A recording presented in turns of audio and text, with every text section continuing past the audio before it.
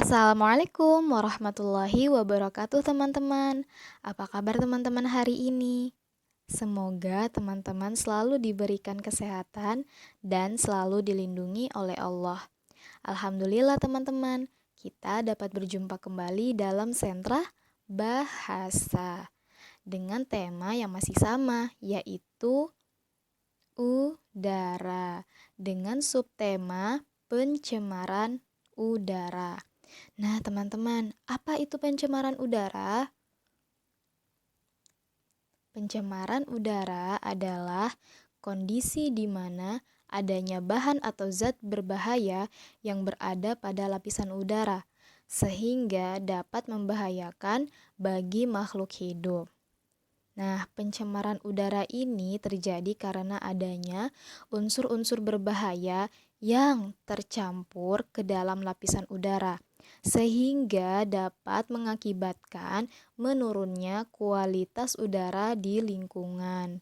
Nah, teman-teman, seperti yang kita ketahui, oksigen itu kan berada di lapisan udara ya. Nah, ketika kita menghirup oksigen dan ternyata ada unsur berbahaya yang ikut masuk, ketika kita menghirup oksigen, maka itu dapat membahayakan kita sebagai makhluk hidup. Bukan hanya manusia, tetapi juga hewan maupun tumbuhan juga dapat mengalami kerugian akibat adanya pencemaran udara ini. Nah, jadi itu ya teman-teman, pencemaran udara itu berbahaya bagi makhluk hidup.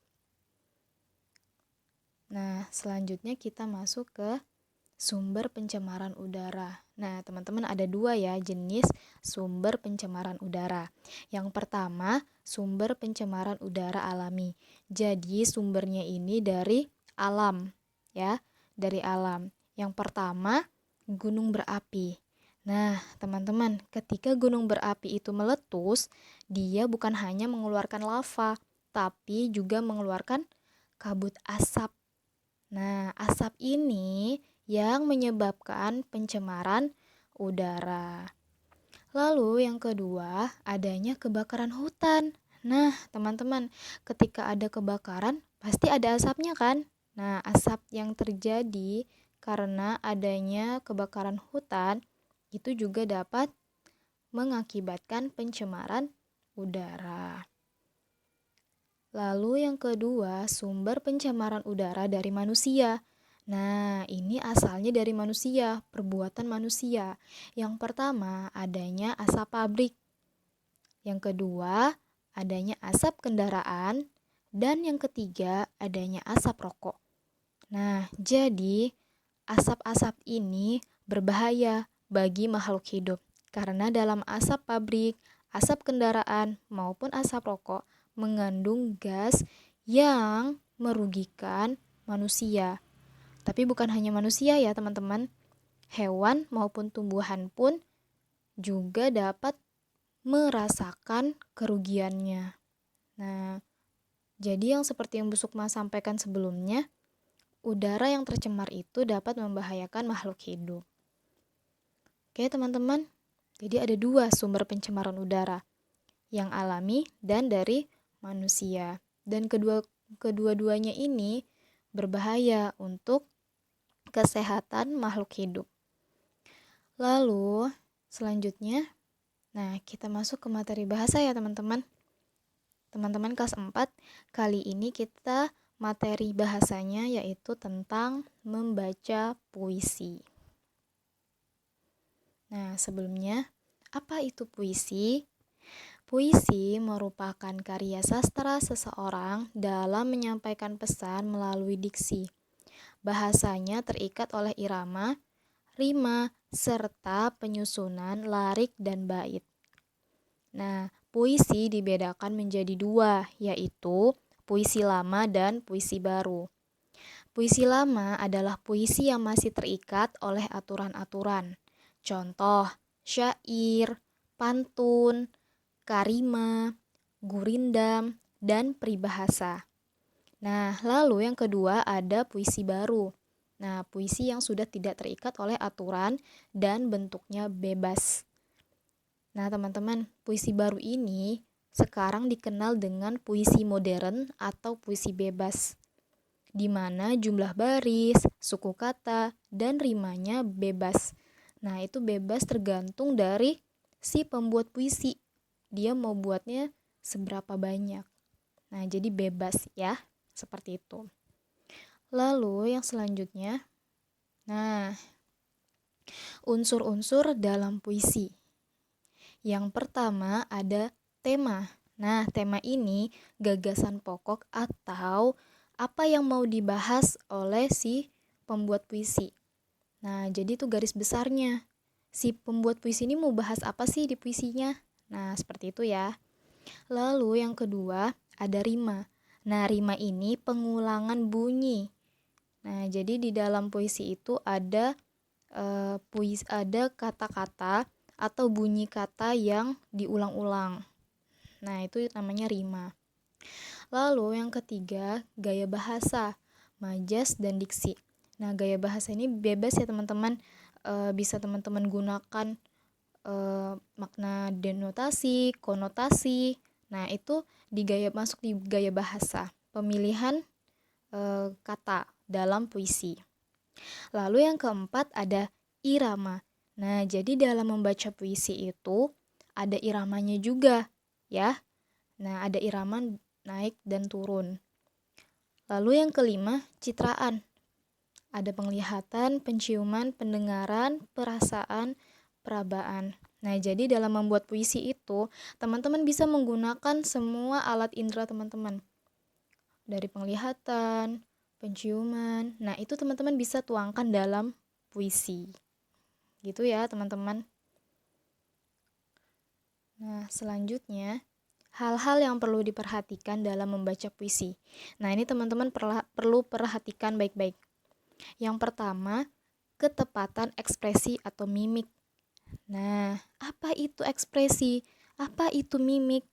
Nah, ekspresi itu perasaan ketika kita menjiwai puisi. Nah, jadi ketika kita membaca puisi itu kita harus menjiwainya. Nah, seperti itu. Lalu kalau mimik itu gerakan air muka. Jadi maksudnya dari wajah kita itu kelihatan ekspresinya, mimik wajahnya. Apakah marah, apakah sedih, atau bahagia? Nah, jadi bisa terlihat dari wajah kita. Lalu yang kedua, kinestetik, gerak anggota tubuh. Nah, jadi tubuh kita tuh juga bergerak. Bagaimana kalau ketika marah? Bagaimana ketika sedih? Nah, itu anggota tubuh kita juga bergerak. Nah, yang ketiga, ini juga penting. Kejelasan artikulasi atau melafalkan kata-kata. Jadi ketika membaca puisi, itu harus jelas huruf-huruf yang kita baca. Nah, utamanya ketika mengucapkan huruf vokal. A, I, U, E, O. Nah, itu harus jelas pengucapannya. Ya, itu namanya artikulasi, melafalkan kata-kata. Lalu yang keempat, dinamika suara. Nah, ini tadi Bu Sukma bilang ada iramanya juga ya. Ada yang tinggi, ada yang rendah, lalu keras lembut suara. Nah, jadi ketika membaca puisi itu ada dinamika suaranya. Suaranya ada yang naik, ada yang rendah. Seperti itu. Lalu yang kelima, intonasi atau lagu. Itu ya, intonasi juga sama dengan dinamika suara ya, tinggi rendahnya suara. Jadi ada irama yang naik, irama yang turun, seperti itu. Ya. Oke, lanjut. Nah, di sini Bu Sukma mau contohkan cara membaca puisi dengan ekspresi, dengan intonasi suara. Nah, jadi teman-teman boleh perhatikan. Ini judul puisinya, Tanah Airku Indonesia. Tanah airku Indonesia. Bidang-bidang tanah dengan pematang. Hamparan sawah luas membentang. Laksana permadani hijau mengembang. Di sepanjang pantai, Pucuk-pucuk nyiur melambai-lambai, menghias alam negeri nan permai. Indah subur, kaya raya, tanah airku Indonesia. Nah, seperti itu ya teman-teman. Jadi ada yang naik, ada yang turun. Jadi kalau misalnya bacanya cuma lempeng aja, datar aja, nah itu nggak nyampe ke pendengar. Ya, jadi ketika kita membaca puisi itu harus dengan suara yang lantang, artikulasinya jelas, jadi mulutnya terbuka. A, I, U, E, O. Nah, seperti itu. Nah, teman-teman, seperti yang Bu Sukma bilang tadi, dalam unsur puisi itu ada rima ya. Nah, rima itu pengulangan kata atau pengulangan bunyi kata. Nah, jadi teman-teman lihat nih, ada pematang, membentang, mengembang. Nah, ini sama kan, akhirannya bunyinya sama ya. Nah, seperti itu. Itu namanya rima. Nih, pantai, melambai-lambai. Pantai, melambai-lambai. Permai. Nah, itu sama-sama ya, belakangnya i. Lalu kaya raya, Indonesia. Nah, itu rimanya AAA ya. Jadi sama akhirnya. Oke ya teman-teman. Jadi membaca puisi harus dengan intonasi dan mimik atau ekspresi wajah. Ditampakkan wajahnya bagaimana. Bidang-bidang tanah dengan pematang. Hamparan sawah luas membentang. Laksana permadani hijau mengembang. Di sepanjang pantai, pucuk-pucuk nyiur melambai-lambai, menghias alam negeri nan permai. Indah subur, kaya raya, tanah airku Indonesia. Oke, gitu ya teman-teman. Oke, alhamdulillah Ibu rasa cukup ya untuk materi membaca puisi kali ini. Nanti teman-teman boleh coba di rumah. Selanjutnya, nah kita masuk ke tugas. Nah teman-teman, kali ini silahkan teman-teman buat satu buah puisi tentang pencemaran udara. Nah jadi teman-teman buat dengan tema pencemaran udara.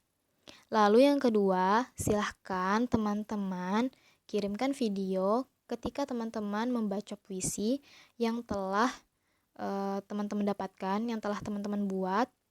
Lalu teman-teman tunjukkan dengan ekspresi dan intonasi suara saat membacanya. Nah, jadi pastikan tuh ada yang naik, ada yang turun, ya, ada tinggi rendah suaranya. Nah, jadi teman-teman bisa ekspresikan ketika teman-teman membaca puisi.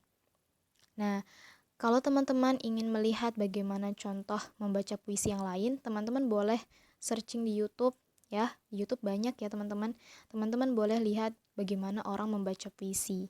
Nah, di sana juga lebih banyak, lebih bervariasi lagi. Teman-teman boleh melihat bagaimana mereka membaca puisi dengan ekspresinya, dengan intonasi suaranya. Nah, seperti itu. Teman-teman boleh pelajari itu. Nah, tapi untuk membuat puisi, pastikan teman-teman buat dengan sekreasi teman-teman sendiri ya. Bebas mau bagaimana bahasanya, tapi pastikan temanya tentang pencemaran udara. Oke teman-teman? Oke, Bu Sukma yakin teman-teman pasti bisa membuat puisi sendiri. Dan Bu Sukma mau lihat bagaimana puisi-puisi yang teman-teman buat. Oke ya teman-teman? Oh iya, teman-teman boleh menghias kertas yang sudah teman-teman tuliskan puisinya. Jadi bebas ya teman-teman, pastikan tetap tulisannya bisa terbaca. Oke, alhamdulillah Ibu rasa cukup untuk materi hari ini. Silahkan teman-teman selesaikan pekerjaannya. Semoga diberikan kemudahan ya teman-teman. Bu Sukma tutup. Billahi taufiq wal hidayah. Assalamualaikum warahmatullahi wabarakatuh.